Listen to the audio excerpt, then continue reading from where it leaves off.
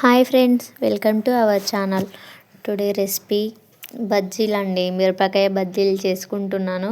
చాలా రోజులైంది కదా ఫుల్ వీడియోస్ కూడా పెట్టక ఛానల్లో. యాక్చువల్గా ఛానల్ పైన స్ట్రైక్ పడ్డది. 3 months దాకా, అంటే 90 days వరకు రాదని మెసేజ్లు వచ్చినాయి యూట్యూబ్ నుంచి. అందుకోసమని భయం అయిపోయింది. అంటే పడితే ఆ వీడియోలు పెడితే ఇక స్ట్రైక్స్ పడతాయి అంటే ఇట్లే. నాకు తెలియదు, ఇది స్టార్టింగ్ కదా. అందుకోసమే ఓ పాప వీడియో పెట్టింటే అట్లని స్ట్రైక్ పడ్డది. రీసెంట్గానే మళ్ళీ నా ఛానల్ నాకు వచ్చింది, పోయిందా అనుకున్నా. ఇక్కడ ప్రాసెస్ విషయానికి వస్తే, ఫస్ట్ శనగపిండి తీసుకున్నానండి. 1/4 కిలో తెచ్చుకున్నాను. కొంచెం శనగపిండి వేసుకున్నాను, అలాగే కారం వేసుకున్నానండి, అదే మన చిల్లీ పౌడర్ అండి. తర్వాత రుచికి తగినట్టుగా సాల్ట్ వేసుకుంటున్నాను.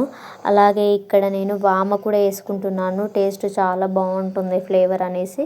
మీకు నచ్చకుంటే స్కిప్ చేయొచ్చు. వామ ప్లేస్లో జీలకర్ర కూడా వేసుకోవచ్చు అండి, చాలా బాగుంటుంది. అలాగే వంట సోడా ఉంటుంది కదండి, అది ఖచ్చితంగా బజ్జీలలో వేస్తే చాలా బాగుంటుంది. బజ్జీలు అనేది మనకు మంచిగా టేస్టీగా పొంగినట్టు మంచిగా వస్తాయి. మొత్తం మిక్స్ చేసుకున్న తర్వాత కొన్ని వాటర్ వేసుకుంటూ మంచిగా కలుపుకోవాలండి పిండిని. చాలా సింపుల్ ఉంటుంది చేసుకోవడం ప్రాసెస్ అయితే. చూడండి, ఇక నేను వీడియోలో చూపిస్తున్న విధంగా మరీ అంత థిక్ కాకుండా మరీ అంత లూజ్ కాకుండా మీడియంగా కొన్ని వాటర్ వేసుకొని కలిపేసుకోవాలండి.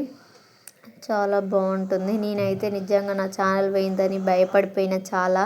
వీడియో అయితే ఎండ్ వరకు చూడండి. లైక్, షేర్, కామెంట్ చేయండి, సబ్స్క్రైబ్ చేయండి. చూడండి, ఇలా రావాలన్నమాట పిండి. ఇలా వస్తే మనకు బజ్జీలు పర్ఫెక్ట్గా వస్తాయండి. అలాగే నేను బజ్జీలు చేసేవే మిరపకాయలు ఉంటాయి కదండి, లావుగా, అవే మిరపకాయలు తెచ్చుకున్న. దాని దగ్గర అయితే ఇంకా బాగా వస్తుంది అనేసి. మనం వాడుకునేటివి, ఇంట్లో వాడుకునే పచ్చిమిర్చి కూడా వాడుకోవచ్చు, కానీ అవి సన్నం వస్తాయి. ఇంకా బజ్జీలాగా వస్తుంది రాదు అనేసి నేనైతే ఇదైతే తెచ్చుకున్నా.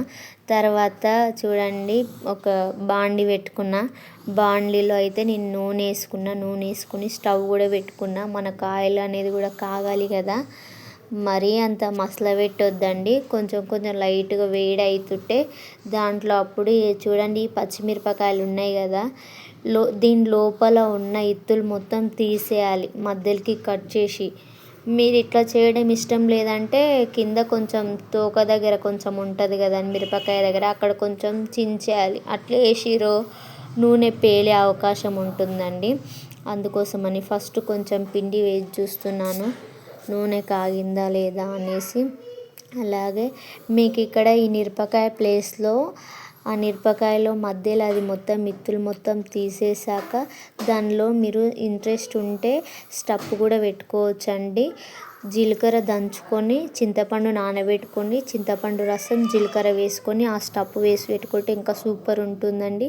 నేను ఇంకా ఎందుకులే, అవసరం లేదు, ఇప్పుడు ఇన్స్టెంట్గా తినడానికి అనేసి స్నాక్స్ లాగా ఈ చల్ల వాతావరణంలో బాగుంటుంది అనేసి చేశానండి. చూడండి, ఆ పిండిలో డిప్ చేసేసి వేసేసాను దాంట్లో.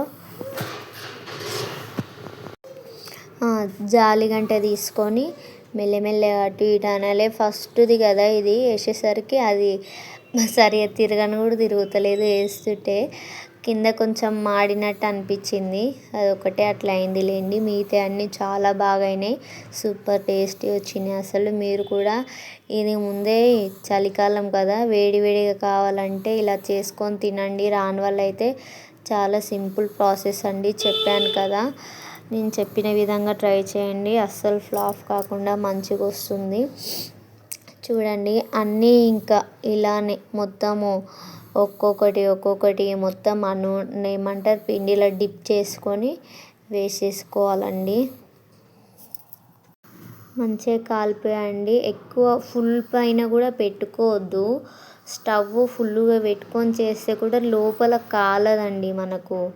అందుకోసమని మీడియం ఫ్లేమ్ పైన పెట్టుకొని మనం మంచిగా దేవుకోవాలి. మనం ఏ రెసిపీస్ చేసుకున్నా కూడా ఫుల్ పెడితే లోపల ఉడికిపోవు మనకు.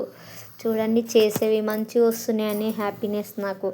చెడిపోతే ఇంకా ఇంత చేసి ఏం లాభం ఉంటుంది చెప్పండి. అప్పుడప్పుడు ఇంట్లో కావాలి అంటే ఇలా చేసుకొని తింటామండి మేము. నేను వీడియో కుకింగ్ అది రెసిపీ చేసేటప్పుడే బజ్జీలు చేసేటప్పుడే నేను వాయిస్ దగ్గర మాట్లాడుతూనే చేసిన, కానీ పిల్లలది డిస్టర్బెన్స్ వచ్చిందని అది మొత్తం ఆఫ్ చేసేసి మళ్ళీ వాయిస్ కవర్ ఇస్తున్నానండి. అలా డిస్టర్బెన్స్ ఉంటే చూడరు కదా ఎవ్వరు, అందుకోసమని. మేము ఏం చేసినా కూడా మీరు కూడా ఇలాగే చేస్తారనుకుంటా. ఏ వంట చేసినా కూడా ఫస్ట్ స్టవ్కి అయితే పెట్టాలి. మీరు కూడా అందరి ఇళ్ళలో పెడతారులేండి, ఇది కొత్త ఏం కాదు. చూడండి అన్నీ ఇలానే చేసేసాను, చాలా బాగా వచ్చినాయి. సంతోషం అవుతుంది అవి ఖరాబ్ కాకుండా మంచిగా వస్తున్నాయి కాబట్టి. థంబ్నెయిల్ చూసారా, నేను కూడా ఇప్పుడిప్పుడే నేర్చుకుంటున్నాను థంబ్నెయిల్స్ చేయడానికి.